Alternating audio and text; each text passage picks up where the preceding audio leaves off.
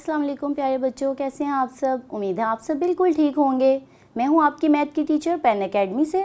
आज का हमारा उन्वान है कसूर इशारिया और कसूर। तो आइए सबसे पहले हम देखते हैं कि कसूर इशारिया क्या होते हैं। इशारिया की वजाहत के लिए मैं आपको एक मिसाल दूंगी। ये जी देखिए, हमारे पास एक शक्ल है जिसको हमने बराबर 10 हिस्सों में तकसीम कर रखा है। अगर हम इसका एक हिस्सा मुंतखब करते हैं तो इसका क्या मतलब है कि हमने इसको 1/10 इस तरह से लिखेंगे, ठीक है। अगर इसी तरह हम इन तमाम 1/10 को जमा करेंगे तो हमारे पास मुकम्मल एक जवाब आएगा। ये मैं आपको करके दिखा देती हूँ। ये इसका 1/10 हिस्सा है, जमा 1/10 जमा 1/10 जमा 1/10 जमा 1/10 जमा 1/10 जमा 1/10 जमा 1/10 जमा 1/10 और जमा 1/10। तो अब हम इन सब के शुमार कुनिंदा को जमा करेंगे। मखरज एक ही है क्योंकि ये लाइक फ्रैक्शन है, तो तमाम के शुमार कुनिंदा को जमा करेंगे तो 10 जवाब आएगा, और ये भी 10 क्योंकि इसका मखरज 10 है तो हमारे पास जवाब 1 आएगा।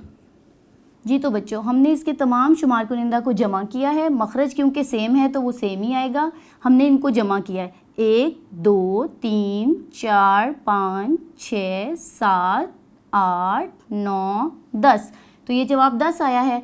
10 1/10 मिलकर 1 बनता है। हम इसको यूँ भी लिख सकते हैं 10 ज़रब 1/10, तो जवाब क्या आएगा 1। इसका मतलब ये हुआ कि 10 1/10 हिस्से जमा करने से जवाब 1 आता है।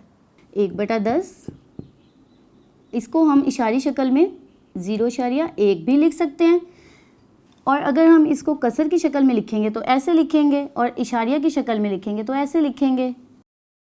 ये हमने लिखा है कसर की शक्ल में और ये हमने लिखा है इशारिया की शक्ल में। जी तो बच्चों, अब मैं आपको किसी भी अदद को इशारी शक्ल में लिखना सिखाऊंगी। मिसाल के तौर पर हमारे पास 1/10 है, तो ये 1 का 10वां हिस्सा है। इसको हम इशारी शक्ल में इस तरह भी लिख सकते हैं।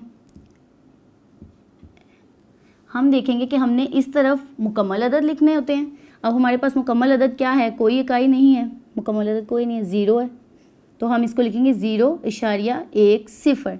जी तो अगर हम किसी अदद का 2 या 3/10 हिस्सा लेना चाहेंगे तो हम लिखेंगे 2 0 0.20।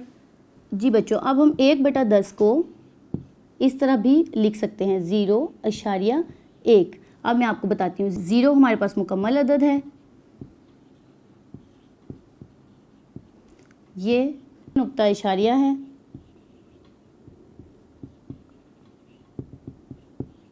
और ये हमारे पास कसरी हिस्सा है। जी तो बच्चों, आज आपने सीखा है कि कसूर इशारिया क्या होते हैं और उन्हें हम किस तरह से लिख सकते हैं। उम्मीद है आपको बहुत अच्छे से समझ आ गया होगा। अब आप इसकी मश्क करेंगे, बार बार प्रैक्टिस करेंगे, और हम मिलेंगे अगले लेसन के साथ। तब तक के लिए अल्लाह हाफिज़।